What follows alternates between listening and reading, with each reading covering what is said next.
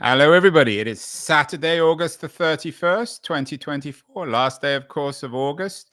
It's been quite a week in terms of technology and politics. Three major stories. Pavel Durov, the CEO of Telegram, was arrested in Paris, created a great deal of controversy. A lot of people very unhappy, others more ambivalent. Then yesterday, Brazil blocked X after a certain Elon Musk ignored court orders. Surprise, surprise. Brazilian judge ordered the suspension of X. And finally, Mark Zuckerberg published a letter on what he calls Facebook censorship by the Biden administration when it came to COVID-19. Lots of material then for Keith's Tears. That was the week newsletter. And of course, he leads with the Durov arrest. He asks in his editorial, irrational liability. Is Telegram a criminal plot? For regular viewers of the show and for people who know Keith, you won't be surprised to hear that Keith is not very happy with Durov's arrest. I'm more ambivalent. Keith, what's the problem? Why shouldn't we be celebrating the arrest of Durov? Well, he isn't a criminal, is the first thing. He's been this is an administrative arrest in pursuit of a political idea, and that political idea is that when the human race uses social media, the owners of the platform should be liable for what the people publish, and that is a political idea that is at odds with the entire history of Western civilization, which is a history of increasingly allowing individual freedom to say. Yeah, I don't know what was it Gandhi or Nehru who, when he was asked about Western civilization, his response was that would be a good idea.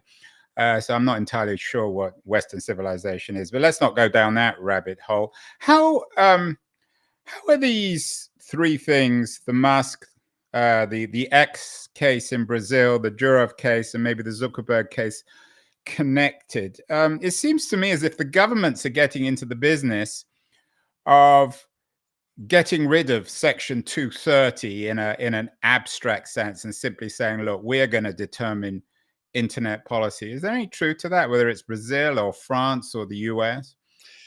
Well, there's a lot of truth to that. That's exactly what's happening. The UK, by the way, is leading the pack with the new Labour government imprisoning people involved in the recent riots for statements they made of opinion on social media, often for several years in prison.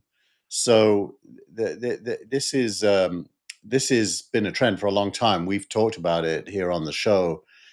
We started to highlight it a few weeks ago, but we've talked about it for a few years. Yeah, you, was it a couple of weeks ago, you asked if Europe was dying, although I'm sure your editorial at that time was about innovation in Europe rather than government policy. You mentioned Western civilization, Keith, which, as I said, is a rather abstract notion. But some people might argue that Western civilization is built on responsible, strong government, and without that, you wouldn't have Western civilization. It sounds more like fascism to me, Andrew. Strong government is not.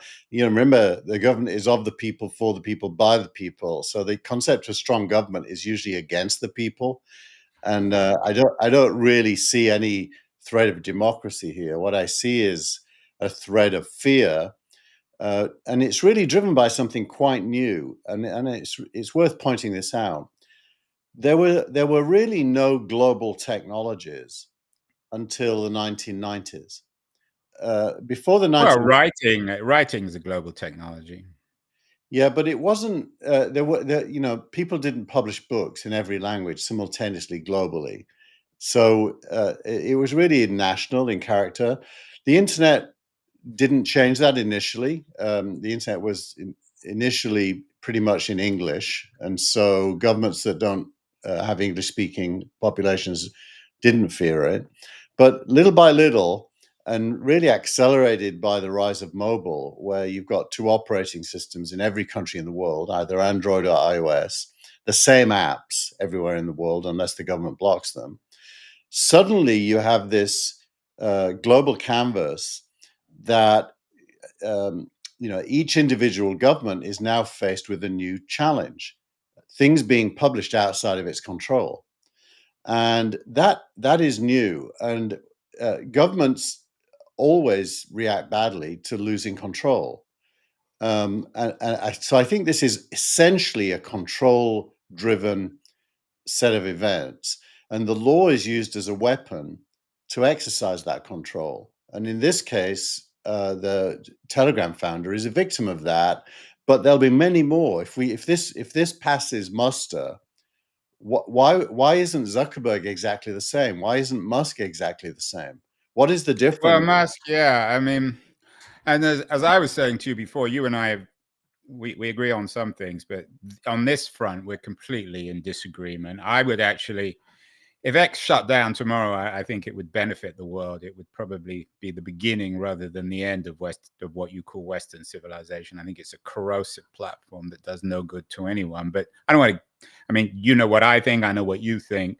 So I don't necessarily think it's a bad thing for X to be shut down by Brazil or any other government. The Telegram case is a particularly interesting one because, of course, it does raise the issue of accountability. So if you're doing something illegal on Telegram, selling drugs, building nuclear weapons, um, should should the platform owner be liable? Is that the French case against Duro? That is the core of the case, but I think you and we might agree here if we stand back and just think about the word privacy. You can mock Western civilization, but there are some gains that are I post. don't know what it. I mean, as I said with Nero, I don't exactly know what it means, but that's another subject. Well, post feudalism, individual freedom became a thing, and democracy, meaning every individual is equal as a citizen and has rights, is a thing. Those are not just. Right, but I think Nero's point might have been that along with all that, you had Western colonialization and mass murder and all the rest. But let's not get stuck into that, Keith. But let's talk about No, but Telegram yeah, and back whether to, or not. so back to 'Cause- privacy then, Andrew. Back to right, privacy. What is really happening here is that Telegram employs encryption. right, And encryption means you don't know what people are saying. right, and which is That why people use it. Otherwise, they wouldn't use it. Yeah. Now it isn't fully encrypted. Public conversations are not encrypted, but private conversations are. And Telegram supports groups very similar to WhatsApp. Right. And unlike Apple, Telegram doesn't throw away the keys, so it does have the keys available to unlock encrypted conversations. And therefore, governments have come to it and said, we want to know what these private conversations are about. Now, it turns out that Telegram took a slightly different approach than Apple. What it did is it distributed the keys globally into different domiciles so that no single government has jurisdiction to require it to hand over the keys.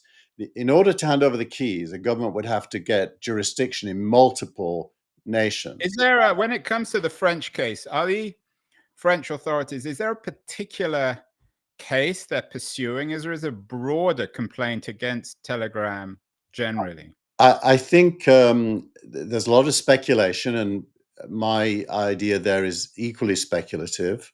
But the belief is that the French police are pursuing a number of cases. Child pornography appears to be one of them. They Surprise, surprise. they have no Money real. laundering, I'm guessing. I mean, No, would it but be wait, fair wait, to no, say, no, let me. okay, go on. I didn't answer your question yet. So basically, what's happened is they've come to Telegram saying, "We want you to unlock these things," and Telegram is saying, "You have no legal right to ask us that." Telegram's in the right there, and French government, you must pursue this by getting each government where the keys are to agree to giving them to you. and no one has ever succeeded in that. To date, Telegram hasn't ever handed over a single byte to any authority anywhere, and so the French, in their frustration, have arrested the leader. Now, the leader also Well, he's doesn't not have, the leader, he's the founder. is the I mean, leader co-founder and is, CEO. Yeah, well, whatever you want to call him, but well, it's important to distinguish. He's not a leader. He's not so Macron. He's not Big Brother. so what does it represent that they arrested him? It represents their failure to be able to find legal means to get to that content, and in their Mm. frustration, they're using bullying basically, and Well, bullying, I don't know whether you call the state bullying. You've always, I don't really understand why. Maybe we can do a whole show now. I don't know what your problem is with the law authorities. Maybe you got in prison when you were a young man, but I did twice. well, that probably explains why you're so suspicious of the state. I like people going to jail when they've done wrong. Yeah, When but it what? comes, But did he do wrong, Andrew? What's he done wrong? well, on the Durov case, I think I'm not necessarily in support of him going to jail. But what's interesting, it seems, and it's in this sense, it's like the Brazil case, is the governments are taking it into their own hands, and they have every right on French soil or on Brazilian soil. They can't, the Brazilian government can't close X in the US or France, but they can in Brazil. Yeah, Um, but do you know why they're doing it in Brazil? Have you gone in to look at the reasons? no, but what I'm saying is that here we have, and you and I have talked about this a lot on the show over the years, this growing conflict. You see it in historical terms between a networked age, a post nation state age, and the old nation state. I don't necessarily see it in those terms, but it's certainly a major conflict brewing. Well, look, what's brewing is a conflict between governments and the people. Social Yeah, media. that's where, I mean, Look, that's look, where you and I would disagree. look, I would say governments. let me finish my It's not sentence. well, hold on. It's not the people who are. Well, let me finish my sentence. It Go is. on. What is on social media other than the people? I'm not on it. Durov isn't making any posts on Telegram. It's his users. They are the people. And what the government objects to is what the people are doing. And they're saying to social media, tell us what they're doing, spy on them. And just like if that was happening in every cafe in Paris, that you had to put microphones in place to spy on conversations, we'd all be up in arms. Well, but if hold on, if first it's not the people because not everybody's on it. I'm not on social Well, media. whoever is on it is part of the people, though. Well, but that's another question. But if everyone in French cafes were dealing drugs and child pornography and laundering money and doing whatever everybody else is doing on the dark web, then you would have microphones and police in every French cafe, wouldn't Well, you? you know what Brazil has done is shown the real reason, and of course the French. Okay, well, I'll let you do the real, what you call the real reason for Brazil, but then come back to my question on No, I French will. cafes. I will. The real reason in Brazil is that the political class want to silence their opponents, and they're accusing X of facilitating the opponents in affecting the outcome of the election. So Brazil, it's a very clear-cut case of state censorship against political opponents. And the judge, by the way, who passed this thing is essentially a dictator in Brazil. Uh, Well, compared to, I'm guessing that Musk and Bolsonaro are somewhat friendly. So yeah. this is a more of a leftist. So that depends on your politics. But okay, so I take your Well, point. I'm coming sure back there's to some truth France, to that about Brazil. coming But back, come back to the issue of French cafes and people doing illegal things in them. Wouldn't that trigger lots of cameras and microphones, surveillance in those French cafes? I don't think they could get away with that without a revolution. I mean, would the Well, they man? could in London. I mean, London now has, I don't know how many million cameras. So people are Yeah, watching I everybody. think London's a very unusual, extreme example of surveillance. I agree with you, but I do think that uh, lots of legal private things happen, both in cafes and on social media. For example, people having affairs outside their marriage. is a Well, good that's not example.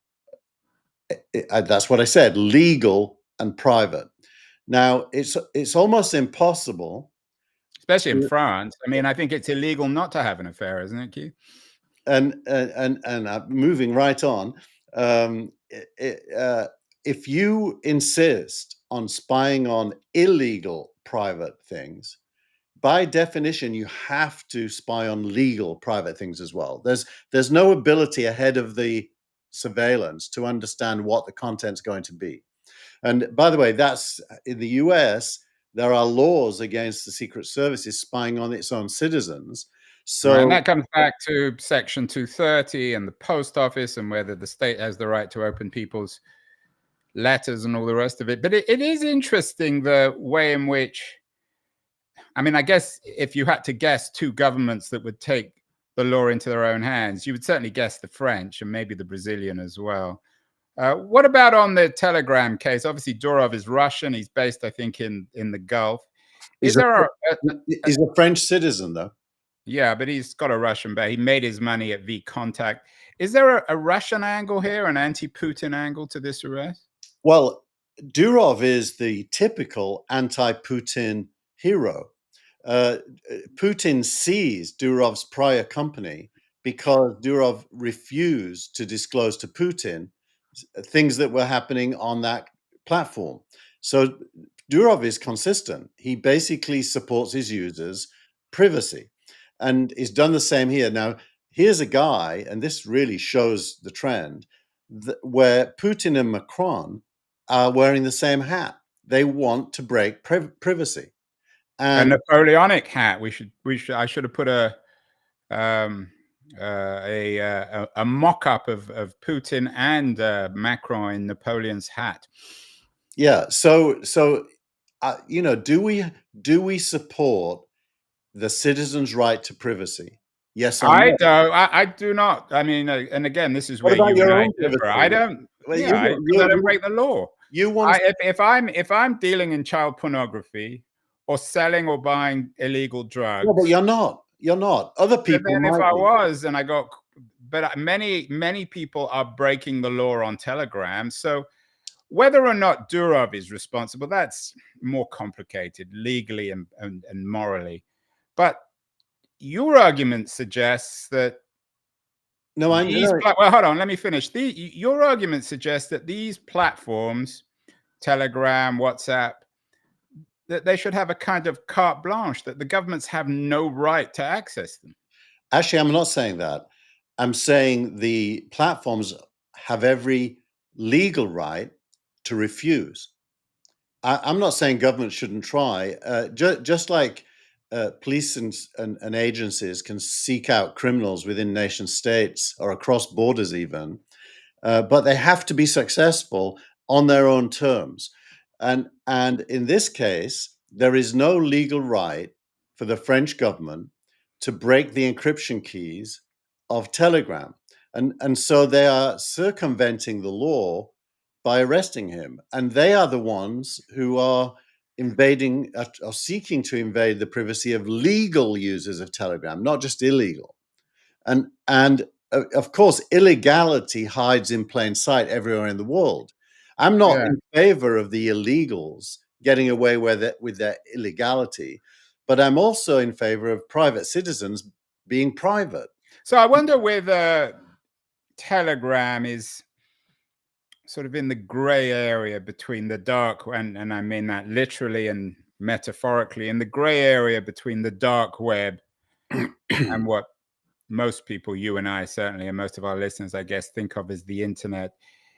Will this case and cases like this result in a deepening, a darkening of the dark web, No, and then an internet where you don't have platforms like Telegram, which might not be such a good thing? I don't yeah, know. Do you see my point? I do see your point, and I think to answer it, one has to kind of step back a bit and look at the tools available to criminals to pursue private criminality. Telegram isn't even a good one. Signal would be way better. Mm. And there are other software is easy to write. I'm pretty sure really sophisticated criminals have their own software that isn't even known to us. So it's very weird to claim that Telegram is the center of criminal conspiracy. I really doubt that, because the criminals would have to be stupid. Because there are better tools out there. Well, there are some stupid criminals. And the other interesting thing about the Durov and the X case is they're such different platforms. X is in the business of visibility. You don't go on X to do anything privately. It's always public. Whereas Telegram is premised on privacy, on secrecy. So Yeah. I don't know whether, I mean, I guess what people find distasteful about X is the kinds of things which are said publicly, whereas what people are troubled, or governments are troubled with on Telegram, are the kinds of things that are said privately. Yeah, I mean, if you really want to start with the idea that the French government has some right on its side here, you are compelled to look at WhatsApp, which is end-to-end encrypted, even in public. You're compelled to look at Twitter direct messages, which are private. You're compelled to look at almost any service that provides encrypted end-to-end, including iMessage, Apple's. But you would have a right if there was, God forbid, another terrible bombing in France, and the French authorities got hold of the WhatsApp or X accounts of the bombers. Wouldn't they have a right to access that data? Well, let's assume though that the criminals in that case were clever enough to use iMessage. Apple doesn't have the keys. It's actually incapable of breaking its own encryption. So that is Apple making. Okay, but that's Apple. But what about the others? I don't know the specifics of each case, but some of them will have the keys, and some of them, by the way, as Zuckerberg proved this week, do concede to governments what the government is asking for. So what was Zuckerberg up to here? Was he schmoozing with Trump in his all too public letter about the Biden administration pressuring the company to censor content related to COVID? Hard to tell. I think maybe he was having a mea culpa moment personally, and in the context of what's going on in Brazil, maybe also with what's happening in France, was triggered to go on the record about something he's believed for a while, possibly. But certainly what he said is he regrets having been so subservient to government requests in the past, because in retrospect, both on COVID and on the Hunter Biden case, it turned out that the Biden government was wrong.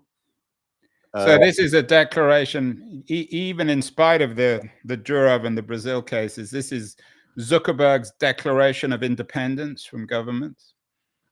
You can't really trust him to be that strong, because he's shown in the past he's prepared to blow in the wind. But we'll see. But yes, on the face of it, yes, I think that is probably the tone of it. So all very interesting, Keith. And meanwhile, in California, where you and I live, there's a growing storm over regulation over AI, a Californian bill that I think Newsom has or will sign. It's called SB 1047. It's reached his desk. What do you make of this? Is this part of this imminent storm between government regulation and internet companies, especially with AI, which is, of course, the new thing? Yeah, I think this is a slightly different framing is required to understand this, but they do overlap. I think this is really to do with, on the face of it, safety, AI safety, in quotes, which is broadly defined as meaning what AI says and also what it can or cannot do. It's watermarks. And what's interesting is that OpenAI, Adobe, and Microsoft all support it too. Do you think there are some companies, which are some internet companies, maybe Microsoft, even Apple, which are actually celebrating what's happening in Paris and Brazil, and they think it's a good thing, it benefits them? I doubt that. I think encryption is so deep now. One of the big issues in the French case is you need to have a license from the French government for encrypted communications, which is a new fact. Nobody knew that before. I assume it's true. And encryption software is open source, so anyone can build Well, an. it's the old Eric Schmidt remark about privacy and secrecy. It says, I don't have any problem revealing everything I do because I don't break the law. Isn't that a fair point? I mean, if you're not Well, breaking the law, then what problem would you have the government seeing what you're saying? Well, Eric Schmidt is a bit of a hypocrite because Eric Schmidt is a well-known philanderer who does lots of private things he would not want to be disclosed. Well, I think he's actually quite a public philanderer. He doesn't seem to be too bothered with people knowing about it. So, well, do you know any of the stories? I think they're pretty well hidden.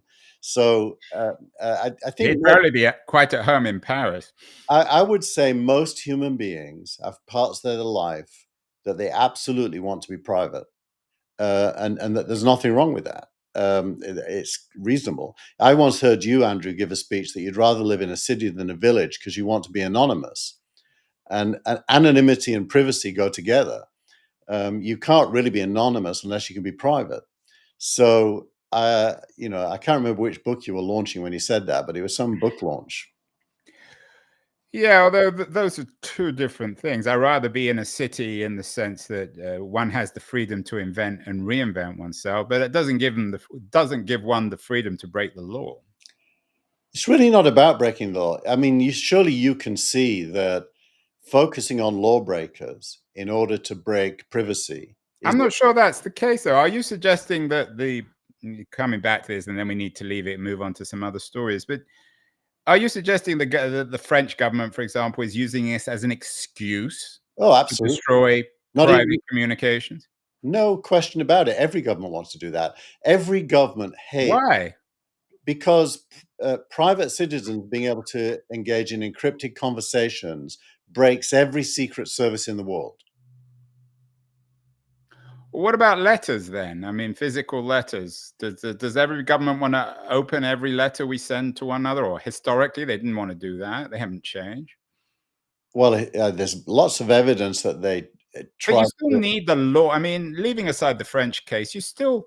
Look at Watergate, Andrew. Watergate was a president breaking the law against his competitors.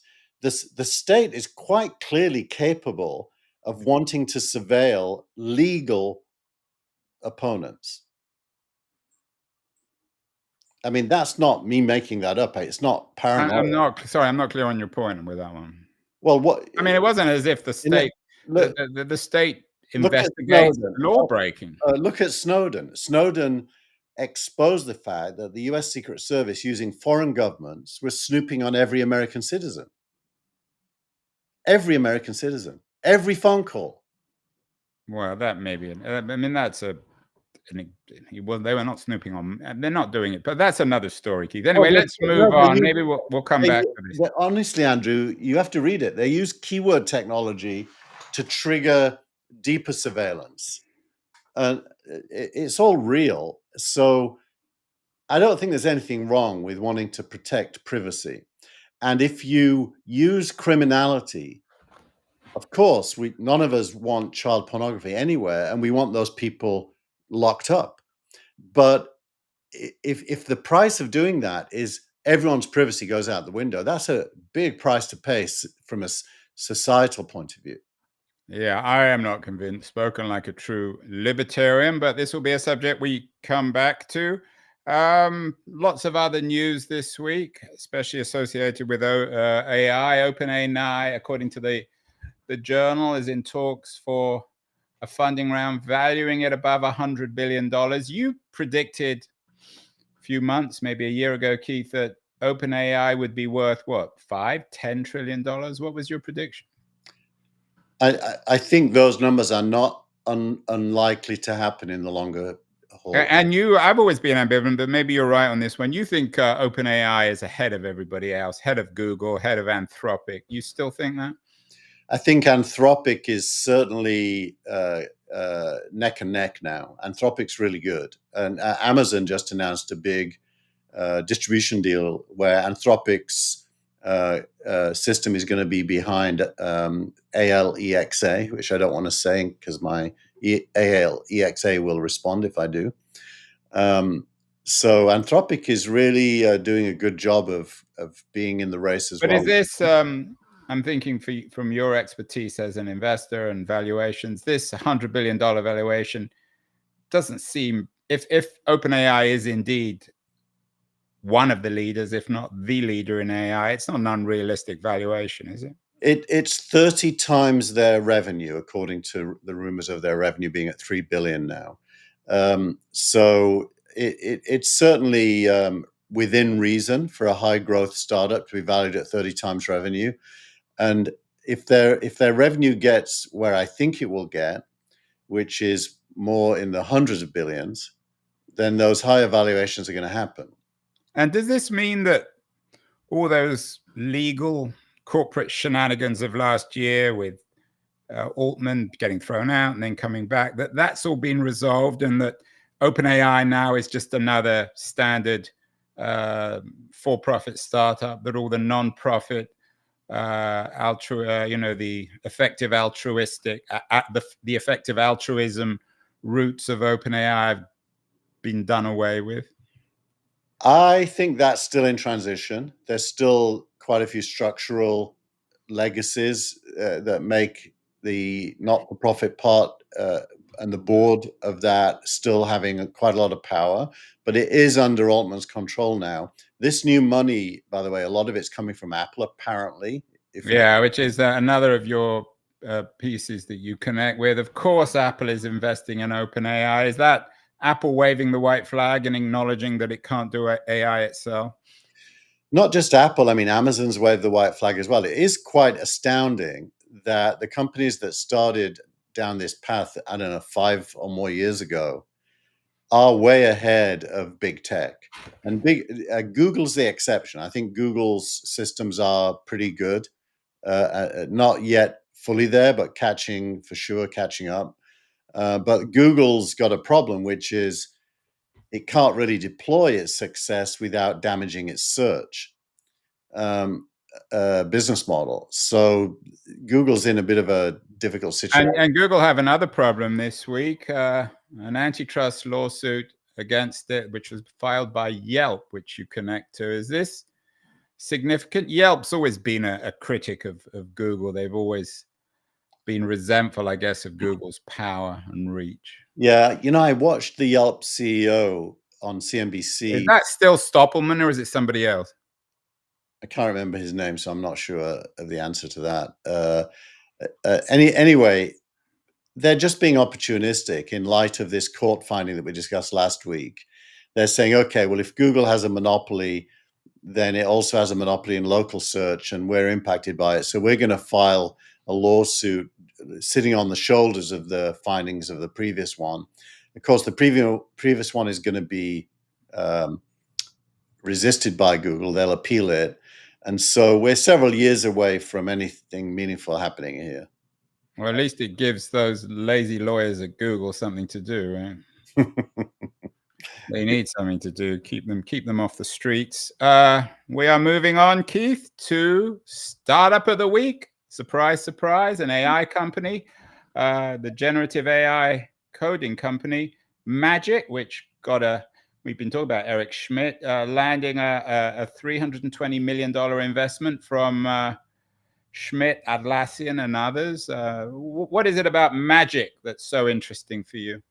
Well, Magic is focused on an area that a few others are too, which is automated software engineering. And I think after teaching, software engineering is probably the job most transformed by AI. Well, you use it a lot, don't you? I use it constantly.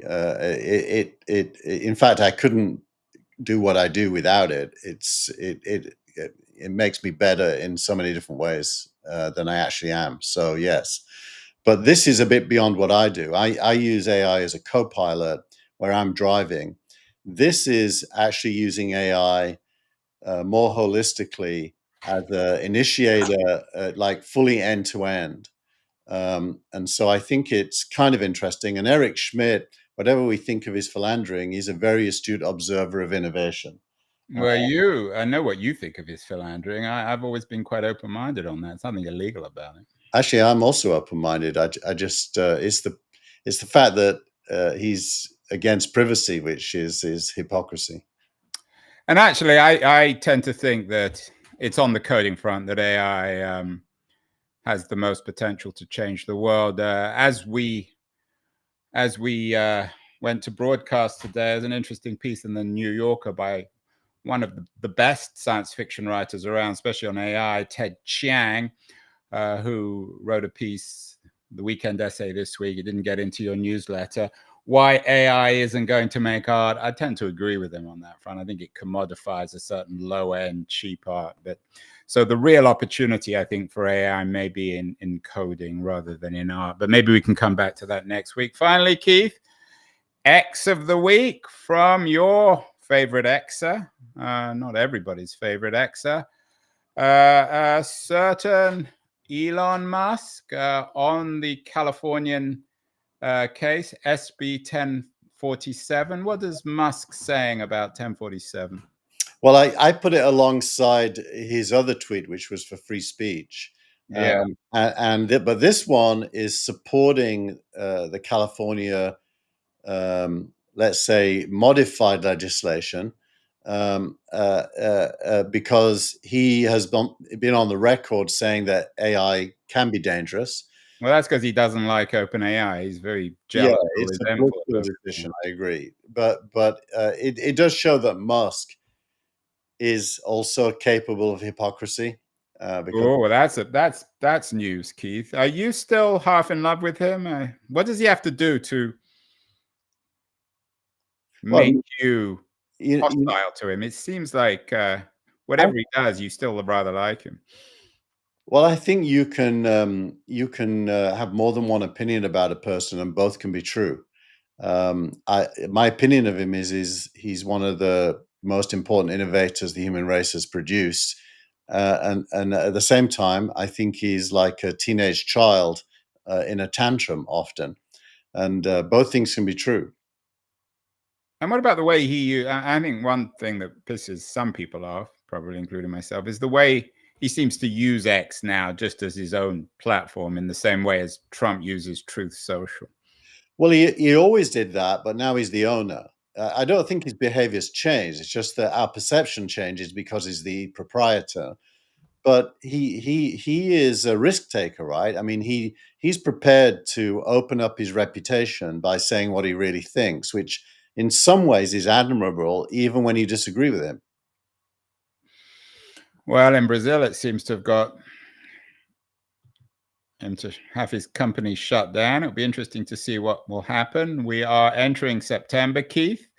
Or August supposedly is a time of no news, lots of news this week. And we will see you again next week, where I'm sure there will be much more technology news and this growing storm between conflict between governments and tech companies. So have a great week, Keith, and I'll see you again.